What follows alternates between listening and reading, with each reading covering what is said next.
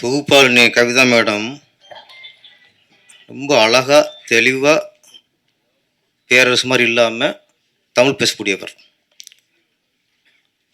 பிகினிங்கில் கன்னடத்தில் பேசுனாங்க. கன்னடம் தானே? ஆமாம். எனக்கு ஆச்சரியம் போச்சு, பேசுகிறது கவிதா தானா இல்லை பெங்களூர் இறக்குமதியா அப்படின்ட்டு ஒரு டவுட்டு. இவ்வளோ அழகாக கன்னடம் பேசுகிறாங்களே. இல்லை இடையில கமல்ஹாசன் சாருக்கு சின்ன பிரச்சனை வந்துருச்சு, அதில் பயந்து போய் கன்னடம் கற்றுக்கிட்டாங்களா? ஏகப்பட்ட கேள்வி. ஆனால் அதுக்கப்புறம் தமிழில் கொஞ்சம் பேசி தமிழிச்சு தான் அப்படின்ட்டு நிரூபிச்சிட்டாங்க. கதாநாயகன் நீங்கள் அமைதியாக இருந்தாலே அழகு, பேசணும் அவசியமே இல்லை. அவருக்கு தமிழில் பேசுகிறதா இங்கிலீஷில் பேசுகிறதா இல்லை தமிழ்நாட்டில் வந்து கன்னடம் பேசுனா தப்பாக போயிடுமா, இத்தனை கொஸ்டின். தமிழர்கள் வந்து அப்படி இல்லை, நீங்கள் எதை பேச ரசிப்போம். நாங்கள் கன்னடம் பேச ரசிப்போம், தெலுங்கு பேச ரசிப்போம், மலையாளம் பேச ரசிப்போம். எங்களுக்கு மொழியே பிரச்சனை இல்லை. தமிழர்கள் மாதிரி பெருந்தன்மையாலும் யாருமே இல்லைங்க. இங்கே திறமை தான் முக்கியம். எங்களுக்கு பிடிக்கணும், அவ்வளோதான். ரஜினி பிடிச்சி போச்சுன்னா நாங்கள் சூப்பர் ஸ்டாராக கொண்டாடிடுவோம். சரோஜாதேவி பிடிச்சி போச்சுன்னா கன்னட கிளீனாக பட்டம் வைப்போம், நாங்கள் வைப்போம், தைரியம் வைப்போம். கன்னட கிளீன்ட்டு நீ கன்னட பைங்கில் அவர் தேவராஜை கட்ட வச்சிருக்காரு. அவங்களுடைய அந்த காலகட்டம்ல நம்ம சிம்ரன் புஷ்பனா கட்ட சொல்லுவோம், பானுமதி சரோஜாதேவினா அவர் என் பட்டம்லாம் கட்ட சொல்லுவார். கன்னட பைங்கிலி. நீங்கள் அங்கே நாங்கள் எங்கள் தமிழ் பொண்ணு நடிக்க வைக்க அனுப்புகிறோம், நீங்கள் தமிழ் பைங்கிலி இங்கே பட்டம் வைப்பீங்களா யாராவது? நாங்கள் வைப்போம்யா, வைப்போம் இல்லைண்ணே?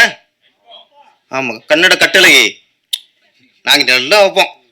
சொல்கிறேன், நீங்கள் பயப்படக்கூடாது. ஹீரோ வந்து நீங்கள் கன்னடத்தையும் பேசுகிறீங்க அழகா பாருங்கள். நீங்கள் இங்கிலீஷ் பேசும்போது இங்கே யாரும் கைதட்டலை, ஆனால் கன்னடம் பேசும்போது அங்கே எல்லாரும் கைதட்டணும். அதான் தமிழர்கள். தமிழ் பெருமை சொல்லிட்டே போகலாம். எங்களுக்கு தெரிஞ்ச விஷயம் இது வரைக்கும் தமிழில் இருந்து தான் உலகத்தின் முதல் மொழி தமிழ் சொல்லி கொடுத்துட்டாங்க. எங்களுக்கு தமிழில் இருந்தால் தெலுங்கு போச்சு சொல்லி கொடுத்துட்டாங்க, தமிழில் இருந்தால் மலையாளம் உருவானதும் சொல்லி கொடுத்துட்டாங்க, தமிழில் இருந்தால் கன்னடம் உருவாச்சுன்னு சொல்லி கொடுத்துட்டாங்க. இதெல்லாம் வரலாறுன்னு நாங்கள் நம்புகிறோம். கன்னடம் வேறு தமிழ் வேறுனா ஓகே, எங்கள் ஆர்குமெண்ட் பண்ண மாட்டாங்க. நாங்கள் எங்கள் நம்பிக்கை சொல்கிறோம், கன்னடத்துக்கும் தமிழ் சம்மந்தம் இல்லை. யாரும் ஆர்குமெண்ட் பண்ணுறாங்களா யாராவது? நீங்கள் அப்படி ஒரு நம்பிக்கை தான் நீங்கள் நம்பிக்கீங்க. எங்கள் நம்பிக்கை இப்படி, கடவுள் ஒருத்தன் இருக்கிறாங்கிறான், ஒருத்தர் கோஷ்டி இல்லைங்குது, அது அவங்க நம்பிக்கை. இல்லைங்கிறது இருக்குங்கிறது இன்னொரு நம்பிக்கை. அது மாதிரி இங்கே தமிழ் மண்ணில் மொழிக்கும் கலைக்கும் சம்பந்தம் இல்லை. உங்களை வரவேற்கிறோம், வாழ்த்துக்கள். போதுமா கவிதா மேடம்? கண்டென்ட் போதுமா? அதுக்கு அவர் இருக்காரு. நான் சொல்றேன், எனக்கு வந்து தமிழே சரியா தெரியாது, ஒத்துக்கிறேன். ஆனா எங்க தலைவர் இருக்காருல்ல, இயக்குனர் தலைவர், தமிழோட கன்னடம் அழகா பேசுவாங்க. உண்மையை நான் உங்களுக்கு சொல்றேன், உண்மை இல்லையா? நான் பார்த்துருக்கேன் பெங்களூர்ல. இங்கே நான் கன்னடம் பேசி பார்த்தது இல்லை. ஆமாம் ஆமாம். அங்கே பெங்களூர் போயிட்டு ரூட்டு கேட்குறான். நான் எப்படா கேட்குறேன், அப்படியே கன்னட கவிதை மாதிரி வருது. அவன் டிரைவர் மேலாடுறான், அவரை விட மேலாள அவர் நல்லா பேசுறார். கன்னடத்தில் பெங்களூர்ல இருக்க டிரைவரை விட அவர் திருத்துறாரு, அப்படி பேசக்கூடாது அப்படிங்கிறாரு. என்னடா அது? அப்போ அந்த அளவுக்கு கற்று வச்சிருக்காரு. ஏன்னா அவர் நினச்சிருக்காரு இங்கேயும் இல்லை அங்கேயும் ஒரு எஜமான் எடுக்கணும், அங்கேயும் ஒரு சின்ன கொண்டு எடுக்கணும்னு நினச்சி கற்றுக்கிட்டாரு நினைக்கிறேன். நீங்கள் அப்புறம் தனியாக சொல்லுங்க. நிறைய பேசுவார். இப்போ நான் சொன்னதை அழகாக சுருக்கமாக திருக்குறமாக சொல்லிருங்க. போட்ட சொல்லிருங்க. எல்லா கேமராவும் அங்கே பேன் பண்ணுங்க, சொல்லுங்க. என்ன நான் பேசிக்கிட்டு பாரு, பேசுங்க.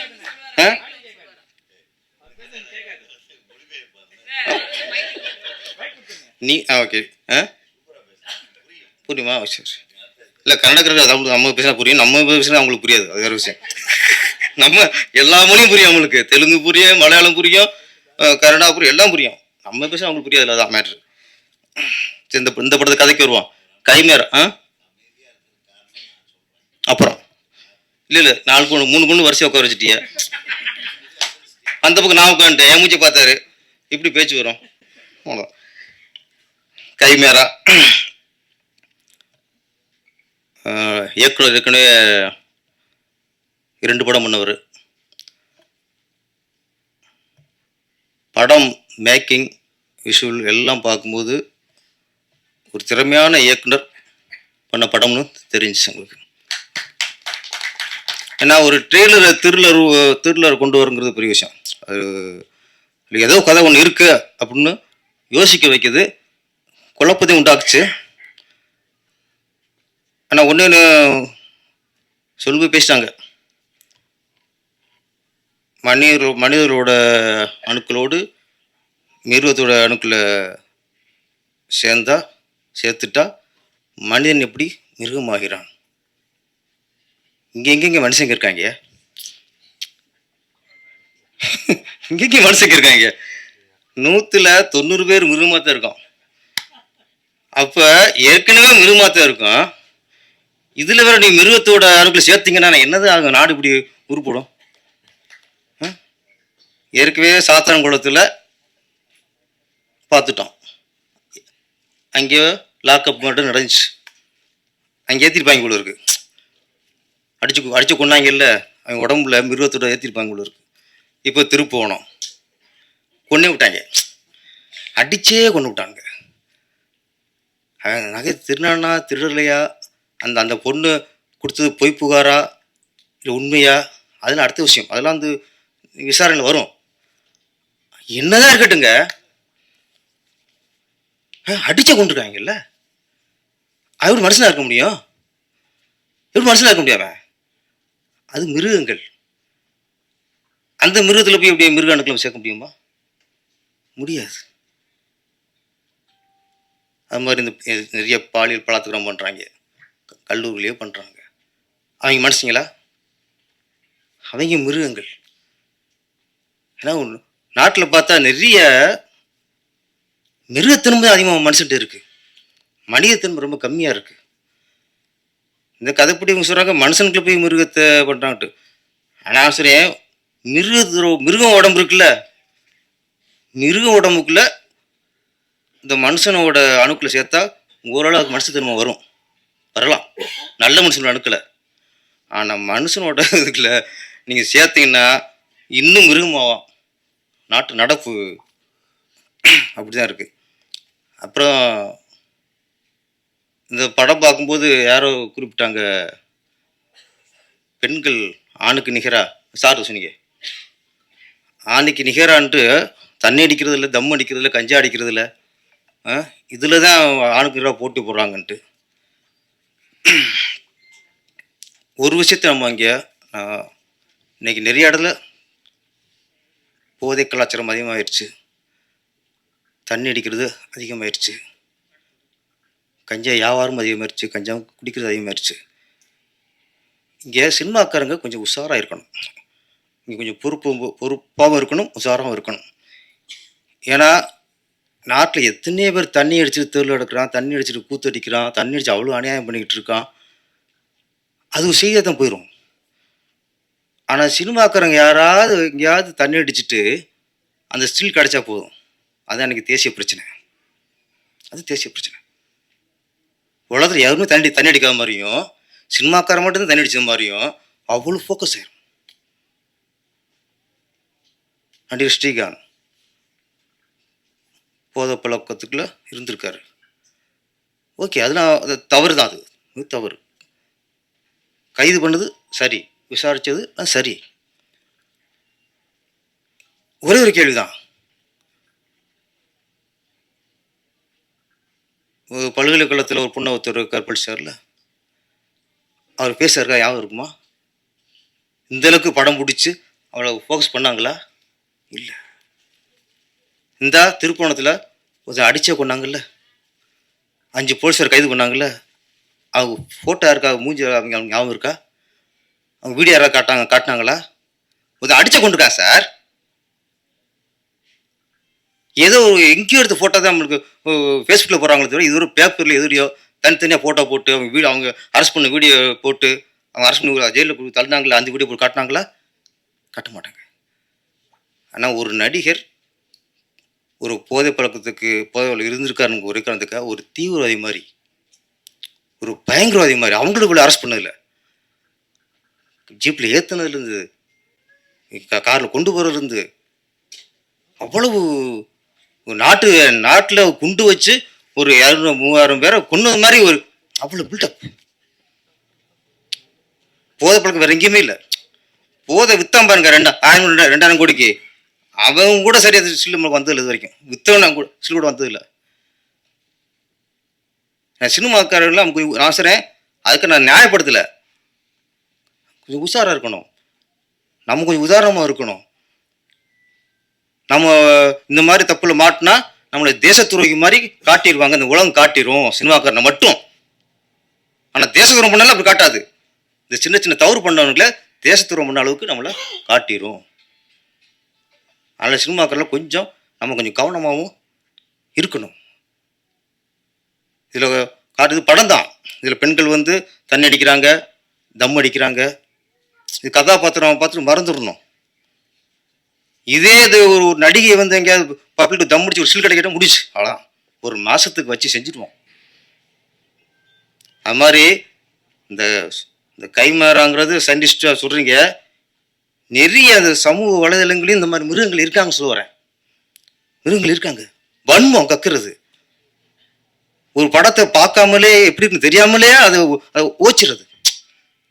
இது ஒரு நோய் இருக்கு, இப்போ வந்திருக்கு. இப்போ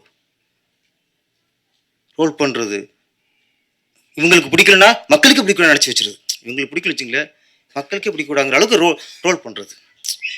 இது ஒரு மிருகம் தான். இதுக்குள்ளே போய் இன்னொரு நம்ம சேர்த்து வச்சிங்களேன், யாரும் படமே எடுக்க முடியாது, ரிலீஸே பண்ண முடியாது, அந்தளவுக்கு ஆயிரும். நம்ம இயக்குனர் மாணிக் ஜெய் புது முயற்சி. நான் இந்த மாதிரி ஒரு கண்டென்ட் யாரும் பண்ணதில்லை, புது முயற்சி. இந்த முயற்சி வெற்றி அடையணும். வெற்றி அடையணும்னா அதுக்காக நீங்கள் மனுஷனுக்கு போய் மிருகத்தோடு சேர்த்து வெற்றி அடிக்காது. என்ன, மனிதர்களுக்குள்ள நல்ல ஆத்மாக்களோட அணுக்களை சேர்ப்போம் கொஞ்சம். அந்த மாதிரி அடுத்து ஒரு படம் எடுங்க. நன்றி, வணக்கம். ఎప్పుడు వచ్చారు, ఏం చేశారు, టీ అన్నీ తాగారా, ట్రైలర్ చూసారా? బాగుందండి బాగుందండి రాసండి, బాగలేదంటే బాగలేదని రాసండి, అంతే. ఏమైపోతుంది? ஓகேவாப்பா, ஆரம்பிக்கிறேன்ப்பா. சுந்தர தெலுங்கை பேசி అడ ఎంత చేట, ఎంత పరై ఉన్నది నీ చెప్పుకో, ఎంత పరై ఉన్నది. ತುಂಬ ಚೆನ್ನಾಗಿತ್ತು ಒಂದು ನಮ್ಮ ಡೈರೆಕ್ಟರ್ ಅಸೋಸಿಯೇಷನ್ ಸೆಕ್ರೆಟರಿ ಇದವರು ಹೇಳಿದ್ದಾರೆ ಈ ಸಿನಿಮಾ ನೋಡಿಬಿಟ್ಟು.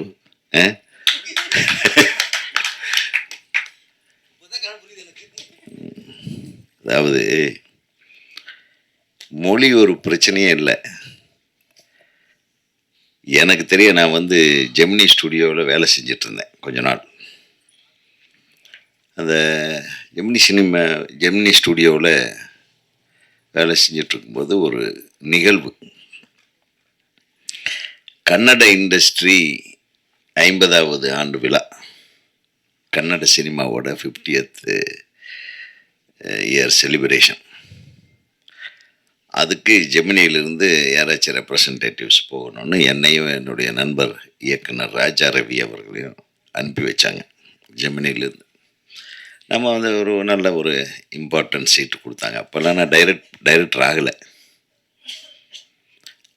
அப்போ போய் உட்காந்துட்டு இருக்கும்போது யாருப்பா அந்த ஃபங்க்ஷனுக்கு வர்றாங்கன்னு பார்த்தா ராஜ்குமார் சார் வர்றாரு. அப்போ வந்து சிஎம், அவர் பேர் எனக்கு நல்ல பேர் மறந்துட்டேன் நான், கன்னட சிஎம், கர்நாடகா சிஎம். பங்காரப்பாவுக்கு முன்னாடி இருந்தார் அவர், ஹெக்டே, ராமகிருஷ்ண ஹெக்டே. ஆமாம், ஹெக்டே சிஎம். அப்புறம் சௌகர் ஜானகி அம்மா, அதுக்கப்புறம் வாணிஸ்ரீ, அப்புறம் ஆர்த்தி, விஷ்ணுவர்தன், அப்புறம் அந்த அந்த பட்டாளம் ஃபுல்லாக, அதோடு சேர்த்து நம்ம சூப்பர் ஸ்டார் ரஜினிகாந்த் எல்லாரும் மேடையில் இருக்காங்க. அங்கே வந்து பார்த்தேன் நான், இந்த மொழி பிரச்சனை வரும்போது எப்படி அதை ஹேண்டில் பண்ணாங்க அப்படின்றது நான் கண்ணாட பார்த்தேங்க. ஒவ்வொருத்தரும் பேசும்போது எல்லாம் கன்னடத்தில் பேசினாங்க. ஹெகடே பேசினார், மற்ற கன்னட நடிகர்கள்லாம் பேசினாங்க. அதுக்கப்புறம் ஃபைனலாக ராஜ்குமார் சார் பேசுகிறதுக்காக வெயிட்டிங்க. ரஜினி சார் பேசலை, அதுக்கு முன்னாடி இந்த அம்மா பேசுகிறாங்க. யார்? சௌகார் ஜானகி அம்மா வந்து அவங்க அழகாக கன்னடத்தில் ஆரம்பித்து தமிழில் பேச ஆரம்பித்தாங்க. ஒரே சவுண்டு விட்டாங்க. ಏಯ್ ನಿಲ್ಲಿಸು, ಏನು ನೀನು ತಮಿಳಲ್ಲಿ ಮಾತಾಡ್ತಿ, ಕನ್ನಡದಲ್ಲಿ ಮಾತಾಡು. பயங்கர ரகலை விட்டு அந்த அம்மாவை பேச விடல, நிறுத்திட்டாங்க. அதுக்கு முன்னாடி சரோஜா தேவி பேசினாங்க. சரோஜா தேவி பேசி முடிக்கும் போது, நான் எனக்கு ஜாஸ்தி வாய்ப்பு கொடுத்தது எனக்கு தமிழ் இண்டஸ்ட்ரி தான் அப்படின்னு சொன்னாங்க. அப்புறம் தான் இந்த சத்தம் ஆரம்பிச்சிட்டாங்க. இது வந்து மொழியை வந்து எதற்கு பயன்படுத்துகிறோன்றது தான். எந்த உணர்வை தூண்டுவதற்கு மொழியை பயன்படுத்துகிறோம். அந்த இடத்துல பெரிய ரகலை ஆயிடுச்சு. அந்த உணர்வை தூண்டி விட்டுட்டாங்க ஜனங்க. அப்படி இப்படி ராஜ்குமார் சார் வந்து நில்லுங்க நில்லுங்கன்றார். அவர் கையாட்டின உடனே கத்திரி நில்லு. அவரும் கன்னடದಲ್ಲಿ பாட்டு பாடி அப்படின்றாங்க. அதெல்லாம் பாட்டு பாட முடியாது, நம்ம கூப்பிட்ருக்கோம். தமிழ் ஆளுகளையும் சரி, எல்லா லாங்குவேஜ்லேருந்து எல்லாத்துலேயும் நம்ம கூப்பிட்ருக்கோம். நம்ம அவங்கள மதிக்கணும். அதே மாதிரி தான் நம்மளை அவங்க மதிக்கிறாங்க. அடுத்து ரஜினிகாந்த் அவர் மாத்தாಡ್ತಾ ಇದ್ದಾರೆ அப்படின்ட்டார். எனக்கு உங்களுக்கெல்லாம் ரஜினி சார், நிறைய பேர்த்துக்கு ரஜினி சாரை பிடிக்கும், சில பேர்த்துக்கு பிடிக்காது, சில பேர் கமல் சாரை பிடிக்கும், அதெல்லாம் வேற விஷயம். என்னை வியக்க வைத்த ஒரு மனிதர். அப்போ பெரிய ரஜினி சார் ஃபேன் இல்லை. அப்போ ரஜினி சார் படம்னா விரும்பி பார்ப்பேன். அப்போல்லாம் நம்ம எல்லாம் சிவாஜி ஃபேன் தான். நான் ரஜினி சார் இன்னைக்கு பேசின ஒரு ஸ்பீச் இருக்கு பாருங்க, எக்ஸ்ட்ராடினரி ஸ்பீச். அது அவரே ஞாபகம் வச்சிருக்காருன்னு தெரியாது எனக்கு. நான் என் மனசில் செம்ம கிளாப்ஸ். அவர் என்ன பேசியிருப்பாருன்னு நினைக்கிறீங்க? நான் சொல்கிறேன். கன்னடத்தில் பேசினார். கன்னடத்தில் பேசும்போது சொன்னார், நான் வந்து இங்கே கண்டக்டராக அவருடைய கதையை சொன்னார். தேவர் ராஜ்குமார் என்னது அவர் என்னை கூப்பிட்டு, டே நீ எல்லாம் கருப்பாக இருக்க, நீ எல்லாம் நடிகனாக முடியாது, போடா வேறு ஏதாச்சும் வேலை பாடுறன்னு துரத்தி விட்டார் என்ன அப்படின்னார். கன்னடத்தில் சொன்னார். ஆனால் என்னை கூப்பிட்டு நடிக்க வச்ச ஒரே ஆள் பாலச்சந்தர் சார் தானே அப்படின்னா. எல்லாம் அமைதி ஆயிட்டாங்க. ஒரு விஷயத்தை மட்டும் சொல்கிறேன், லாங்குவேஜ்ங்கிறது நம்ம நினைக்கிறத அடுத்தவங்களுக்கு கம்யூனிகேட் பண்ணுற ஒரு கம்யூனிகேஷன் இன்ஸ்ட்ருமெண்ட்னார். நான் என்ன நினைக்கிறேன்றது உங்கள்கிட்ட சொல்றதுக்காக பயன்படுத்தக்கூடிய ஒரு டூல், அதுதான் மொழி. அதை தெய்வமாக நினைச்சு கொண்டாடாதீங்கன்னார். மொழி என்பது ஒரு கம்யூனிகேஷன் மீடியா. அது எந்த மொழியா வேணாலும் இருக்கலாம். நான் சொல்றதை நீ புரிஞ்சுக்கிட்டீங்கன்னா அது ஒரு மொழி. அது தமிழில் சொல்லி தமிழில் புரிஞ்சுக்கலாம், கன்னடத்தில் சொல்லி கன்னடத்தில். இதை வந்து ஒரு தெய்வமாக கொண்டாடி அதை ஒரு அபின் மாதிரி சாப்பிட்டு மொழி வெறி வந்து இது பண்ணணும்னு அவசியமே இல்லை அப்படின்னு பேசினார். ஆக உங்களுக்கு கன்னடம் எந்த அளவுக்கு உயர்ந்ததோ அதே மாதிரி நார்த்தில் ஹிந்தி பேசுகிற மக்களுக்கு ஹிந்தி பெருசு, தமிழ்நாட்டில் தமிழ் மொழி பெருசு அப்படின்னு அழகாக பேசி எல்லாத்தையும் அமைதிப்படுத்தினார். மிகப்பெரிய விஷயமா இருந்தது. இது எதுக்கு சொல்ல வரேன்னா, மொழியை வந்து ரொம்ப டீப்பாக எடுத்துக்கிட்டு நம்ம சண்டை போட்டுக்க வேண்டியதில்லை. மொழியையும் மீறின ஒரு உணர்வு தான் கலை. இந்த கலைக்கு, அதுவும் குறிப்பாக திரைப்பட கலைக்கு, மொழி வந்து ஒரு இடைஞ்சலாகவோ ஒரு தடங்கலாகவோ ஒரு பிரச்சனையாகவோ இருக்கக்கூடாது. அது இருக்கலை. 4 மொழி படங்களும், தமிழ், தெலுங்கு, மலையாளம், கன்னடம், 4 மொழி படங்களும் எடுத்த ஊர் தான் இந்த சென்னை. அதனால தான் நம்ம எல்லா மொழிகளையும் சென்னைக்காரங்க மதிக்கிறோம். தமிழ்நாடு மதிக்கிறது. 4 மொழிகளையும் வளர்த்த பெருமை தமிழ் மொழிக்கு உண்டு. நம்ம தம்பி சொன்ன மாதிரி அது எதிலிருந்து எது வந்ததுன்றதில்லை. 5, 6 அது நிறைய இருக்கு, அது சொல்லலாம். பட் நான் உதாரணத்துக்கு சொல்றேன். சினிமா துறையை பொறுத்தவரையிலும் ஒரு செட்டில் கன்னடத்தில் பேசுவாங்க, அதே செட்டு காலியாகும், அதுக்குள்ள தமிழ் நடிகர்கள் போய் அதே படத்தில் நடிப்பாங்க. அது தமிழ் மாற்றம். எத்தனை படங்கள் அந்த மாதிரி.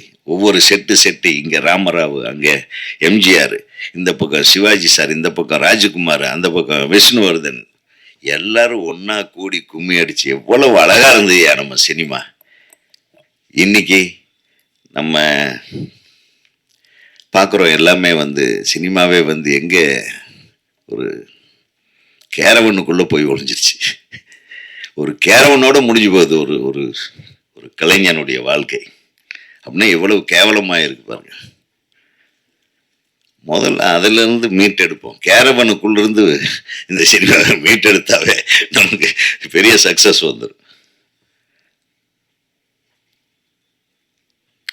வந்த உடனே எனக்கு ரொம்ப சந்தோஷமா இருந்தது. நம்ம செயலாளர் எப்பவுமே டைமில் வந்துடுவார். நான் கொஞ்சம் லேட்டாக வந்தால் தான் தலைவருக்கு கெத்து அப்படிங்கிறதுக்காக லேட்டாக வரல. உண்மையாகவே லேட் ஆயிடுச்சு. நான் கொஞ்சம் பெருங்குடியிலேருந்து வர்றதுக்கு நீ சண்டே தான் சீக்கிரம் வந்துடலான்னு பார்த்தா அதே மாதிரி கூட்டம் இருக்கு, டிராஃபிக். நானே ஓட்ட வேண்டியதாக போச்சு.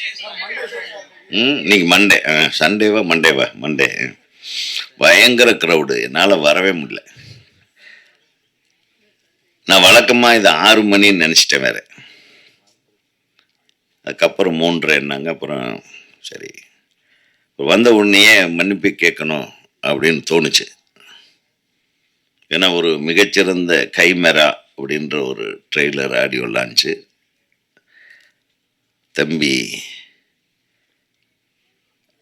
மாணிக் ஜெயின் அல்ல, மாணிக் ஜெய், என் வந்து அவருடைய இனிஷியல். அதனால மாணிக் ஜெயின் மாணிக் பாஷா மாதிரி அவர் ஆக்கிறாதீங்க. அவர் தமிழ் தம்பி தான். இப்போ ஹீரோ ஏண்டாப்பா இப்படி பேசுகிறாருன்னெல்லாம் ரொம்ப ஃபீல் பண்ண வேண்டிய அவசியம் இல்லை. மெதுவாக கொஞ்சம் நேரம் யோசனை பண்ணாரா அது அந்த டிஎன்ஏ எடுத்து அவருக்கு இன்ஜெக்ஷன் பண்ணி விட்டாங்க. அந்த டிஎன்ஏ வேலை செய்யுதுன்னு அவருக்கு டக்குன்னு இந்த மிருகத்தோட டிஎன்ஏ உள்ளே போன ஒரு கேரக்டரைசேஷனு கன்னடத்தில் பேசுகிறதா, கன்னட மிருகமா, தமிழ் மிருகமா, ஆங்கில மிருகமா அப்படின்னு டிசைட் பண்ணுறதுக்குள்ளாரி நீங்கள் ஐயோ சரி பரவாயில்லன்றீங்க. அவர் பேசுறதா வேண்டாமான்னு தவிக்கிறாரு.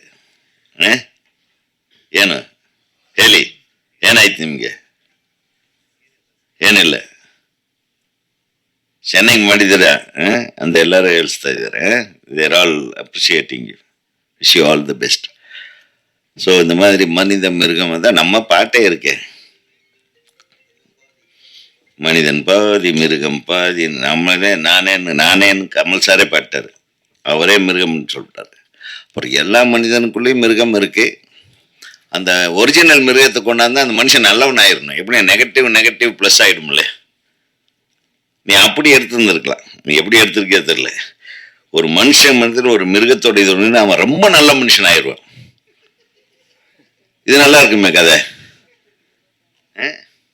Negative positive. ஒரு நல்ல மனுஷனோட இதில் மிருகத்தோட டிஎன்ஏவை மிக்ஸ் பண்ண அவன் கெட்டவனாகலாம். இப்போதான் பேரர் சொன்ன மாதிரி அவரையும் சேர்த்து 95% எல்லாம் மிருகங்களாக தானே இருக்கும்ட்டாரு.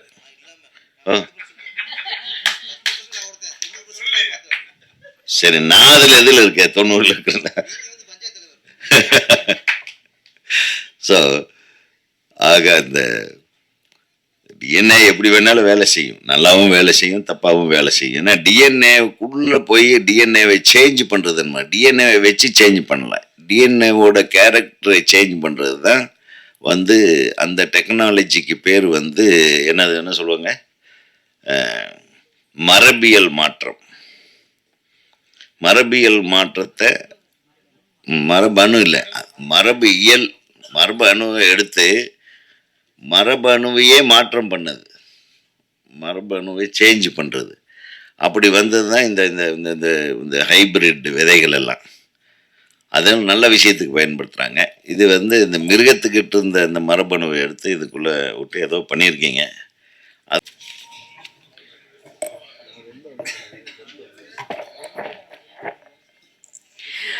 எல்லாருக்கும் வணக்கம். இங்கே வந்திருக்க ப்ரெஸ், மீடியா அண்ட் மேடையில் உட்காந்துட்டு இருக்கிற ஜாம்பவாங்களை எல்லாம் பார்க்கும்போது எனக்கு ஒரே ஒரு குரல் தான் வந்து ஞாபகம் வருது. குடி செய்வல் என்னும் ஒருவருக்கு தெய்வம் மடித்தற்றுதான் முந்தோறும். அதுக்கு என்ன அர்த்தம்னா, நம்ம வாழ்க்கையில் எப்போவுமே மேலைக்கு மேலே போயிட்டு இருக்கும்போது நிறைய நியூ கமர்ஸ் வந்துட்டு இருப்பாங்க. ஓகே, ஸோ ஒருத்தங்க வந்து ரொம்ப கிரேட் லீடராக இருக்க முடியுது, ஒரு தலைவராக இருக்கிறதுக்கு ஒரே ஒரு காரணம் வந்து அவங்க கிரேட்டாக இருக்கிறது மட்டும் போதாது, கூட இருக்கிறவங்கள கூட அவங்க சப்போர்ட் பண்ணால் மட்டும் தான் அவங்க கிரேட் லீடராக இருக்க முடியும், ஒரு கிரேட் ஹியூமன் பீனாக இருக்க முடியும். ஸோ இன்னைக்கு நான் பார்க்குறேன், இது வந்து புதுமுகங்கள் எல்லாருமே ரொம்ப நல்லா நடிச்சிருக்காங்க. மாணிக்கம் சார் என்ன நல்லா தெரியும். அதோட ஒரு உதாரணம் வந்து ஜான் சார். எல்லா யங்ஸ்டர்ஸை வந்து அவங்க சப்போர்ட் பண்ணுவாங்க. அவங்க சப்போர்ட் பண்ண நிறைய பிஆர்ஓஸ், மேனேஜர்ஸ் எல்லாம் நம்ம பார்க்க முடியுது. இன்றைக்கி எல்லாரும் மீட் பண்ணேன். எல்லாருமே ஒரு ஃபேமிலியாக வந்துட்டு சப்போர்ட் பண்ணிட்டு இருக்காங்க. அண்ட் மேடையில் உட்காந்துட்டு இருக்கிற ஜாம்பவாங்கல் ஆர்யுது கமா சார் அண்ட் பெரும்ப சார் பற்றி சொல்ல போனோன்னா, எப்படி ஒரு எவ்வளோ அக்கம்ப்ளிஷ் பண்ணியிருக்காங்க லைஃப்பில். ஆனால் ஒரு யங்ஸ்டர்ஸை வந்து சப்போர்ட் பண்ணணும். ஸோ இந்த ஒரு குரல் தான் எனக்கு மைண்டில் வந்தது இருக்கும். ஸோ இதுலேருந்து இந்த ஈவெண்ட்லேருந்து எடுத்து போகிற ஒரே ஒரு விஷயம் வந்து, நீங்கள் எந்த உயரத்துக்கு போனாலும் மற்றவங்களுக்கு நீங்கள் வந்து உதவியாக இருக்கணும். ஸோ இது வந்து ஃபுல் அண்ட் ஃபுல் ஒரு ஃப்ரெஷ் டீம் வந்து இந்த படத்தை வந்து பண்ணியிருக்காங்க. ஸோ எல்லாருமே வர ஃப்ரெஷ் முகங்களை வந்து நீங்கள் சப்போர்ட் பண்ணுங்கள். ஏன்னா இந்த இண்டஸ்ட்ரிக்கும் ரொம்ப ஹெல்த்தியான விஷயம், என் சொசைட்டிக்கும் ரொம்ப ஹெல்த்தியான விஷயம். So thank you so much. என்னை எப்படி சப்போர்ட் பண்ணீங்களோ press and media, when I was a fresh ஃபேஸாக வரும்போது என்னை இன்னைக்கு இங்கே நிற்க வச்சுருக்கீங்க. அதே மாதிரி இந்த யங்ஸ்டர்ஸை வந்து கூட சப்போர்ட் பண்ணுங்கள். Thank you so much. அத்தனை பேருக்கும் வணக்கம். அப்போது என்னோட கோ ஆர்டர்ஸ், அப்புறம் என்னோட டைரக்டருக்கு எல்லாருக்கும் வணக்கம். நான் இந்த கதைக்கு வர்றதுக்கு முன்னாடி டைரக்டர் மாணிக்கம் சார் கூட நடிச்சிருக்கேன். அவங்கள வந்து எனக்கு 13 வருஷமாக தெரியும், கிட்ட 13 வருஷமாக. அவங்க வெல் டேலண்டட், ஆனால் ரொம்ப ஹார்ட் ஒர்க்கு. அவங்க சும்மாவே உட்கார மாட்டாங்க, யோசிச்சுட்டே இருப்பாங்க. நாங்கள் ஏதோ ஒன்று பேசினா அவங்க எங்கேயோ எடுத்துகிட்டு போயிடுவாங்க கதையை. நான் என்ன கேட்டேன்னு மறந்துடுவேன். சரி சார், ஓகே சார் அப்படின்ட்டு போயிடுவேன். அதுக்கப்புறம் யோசிப்பேன் என்ன தான் பேசினேன் என்ன அப்படின்ட்டு. ஏன்னா அவங்கக்குள்ளே அவ்வளோ திறமை இருக்குது, அவ்வளோ விஷயத்தை யோசிக்கிறாங்க. இப்போ உள்ள ஜென்ரேஷனுக்கு என்னென்ன தேவையோ, மக்களுக்கு என்னென்ன தேவையோ, என்ன இல்லை, என்ன வரப்போகுது, இதெல்லாமே கம்மிங் ஜென்ரேஷனில் என்ன தேவையோ அத்தனையும் இப்போ யோசிக்கிற மென்டாலிட்டி நம்ம டைரக்டர் சார். அவங்க எனக்கு என்னோட படம் வந்துட்டு பரமும், அதில் எனக்கு சின்ன ஒரு ரோல், அவ்வளோதான். அதுக்கப்புறம் நம்பி எனக்கு திரும்பி கொடுத்தாங்க. எனக்கு ஆக்டிங்கே தெரியாத டைமில் எனக்கு ஆக்டிங்னு கற்றுக் கொடுத்தது, எனக்குள்ளே இருக்க டேலண்ட்டு பார்த்து எனக்கு வாய்ப்பு கொடுத்த டைரக்டர் சாருக்கு எனக்கு கோடி நன்றி. அப்புறம் எனக்கு சுத்தமாக தமிழ் தெரியாது, இப்போ தான் இந்த 13 வருஷமாக அவங்க கூட இருந்து கற்றுக்கிட்டது தான் நான் எல்லாமே. ஸோ இப்படியே ஒரு ஸ்டெப்லேயும் அவங்க எனக்கு ஒரு விஷயம் கற்றுக் கொடுத்துட்டே இருக்காங்க. அவங்க எல்லா ப்ராஜெக்ட்லேயும் எனக்கு ஒரு சின்ன ரோல் கொடுக்கணும்னு அவங்க யோசிக்கிறாங்க. ஸோ அதுக்கு நான் எப்போவுமே நன்றிக்கடன் இருக்கேன். அப்புறம் இந்த படத்தை பற்றி நான் சொல்லணுன்னா, இந்த படத்தை பற்றி அவங்க வந்து அவங்க ரஞ்சித் சார் சொல்கிற மாதிரி இது ஒரு அனிமல் படம். மீன்ஸ் என்ன சொல்கிறது, மனுஷக்குள்ளே இருக்கிற ஒரு மிருகோட கதை, சரிங்களா?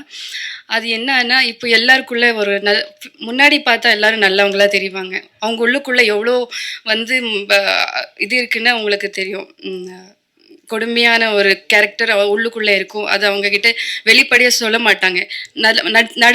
நடிச்சுட்டே இருப்பாங்க. ஆனால் சில ஒரு சர்டன் டைமில் அது எப்போவுமே உள்ளுக்குள்ளே இருக்காது. அது வெளிப்படையாக வந்துடும். அந்த ஒரு அழகான ஒரு காட்சியை சார் வந்துட்டு தெளிவாக புரிய வச்சுருக்காங்க இந்த கதையில். ஸோ அப்படிதான் மனிதங்களை யார் எப்படின்ட்டு ஜட்ஜ் பண்ண முடியாது. எல்லாருக்குள்ளே ஒரு மிருகம் இருக்கும். அந்த மிருகத்தை எடுத்து காட்டியிருக்காங்க. இந்த படம் பார்த்து நீங்கள் வெளியில் வரும்போது உங்களுக்கே தெரியும் 100% நீங்கள் சாட்டிஸ்ஃபேக்ஷனாக இருக்கீங்க. அப்புறம் வந்துட்டு நம்ம ஹீரோ சார் பற்றி சொல்லி ஆகணும். அவங்க பார்க்கும்போது ஆக்சுவலி நிறைய டேலண்டடு. அவங்க கூட பேசும்போதே தெரியும் அவங்க இவ்வளோ டேலண்ட் இருந்து ஏன் இன்னுமே அவங்க க்ரோத் வரல, ஏன் இன்னும் அவங்களுக்கான ஒரு ஸ்பேஸ் அவங்க எடுத்துகிட்டு வரலன்ட்டு. பிகாஸ் அவங்க நல்லா நடிப்பு வரவங்களுக்கு நல்ல வாய்ப்பு கிடையாது. ஒன்றுமே தெரியாத திறமை இருக்கவங்களுக்கெல்லாம் இதில் வாய்ப்பு இருக்குது. ஏன்னா அவங்களுக்கு காசு பணம் பின்ன அதனால தான் எல்லாமே ரெஸ்பெக்ட் பண்ணுறாங்க. ஆனால் வாய்ப்பு இருக்கவங்க எப்போவுமே கீழே தான் இருக்காங்க. கிட்ட இந்த படம் இது எல்லாமே நம்ம ஸ்டார்ட் பண்ணாது சார் மாணிக்கம் சார் வந்துட்டு என்றைக்கும் க்ரோ அப் ஆகிருக்கணும். ஏன்னா அவங்க திறமை அவங்க கஷ்டம் மட்டும் தான் இங்கே வரைக்கும் கொண்டு வந்திருக்கு. காசு பணம் மற்ற எதுவுமே கிடையாது. ஸோ முடிஞ்சவளுக்கும் இந்த படமே தியேட்டரில் மட்டும் பாருங்கள். முடிஞ்சவளுக்கும் எல்லாரையும் சப்போர்ட் பண்ணுங்கள். மீண்டும் மீண்டும் நம்மளை மாதிரி ஆர்டிஸ்ட்டுங்க, நம்மளை மாதிரி கஷ்டப்படுற எல்லாருக்கும் நீங்கள் தெளிவாக புரிய வைங்க. ஸோ இதுதான் ஒரு genre. Thank you so much everybody. Thank you so much sir.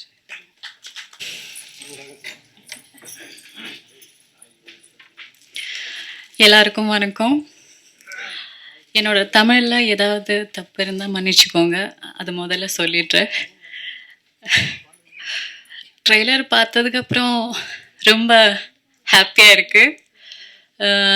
இந்த ரோல் பண்ணும்போது எனக்கு ரொம்ப சேலஞ்சிங்காக தான் இருந்தது.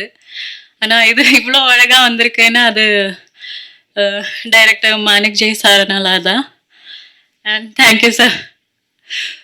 அப்புறம் எல்லாரும் தியேட்டரில் வரும்போது அது தியேட்டர் போய் பார்க்கணும். நல்லா இருந்தால் ரிவ்யூஸ் எல்லாம் கொடுக்கணும். Thank you so much. எனக்கு இந்த விழாவுக்கு வர வரைக்கும் டைட்டிலே தெரியாது.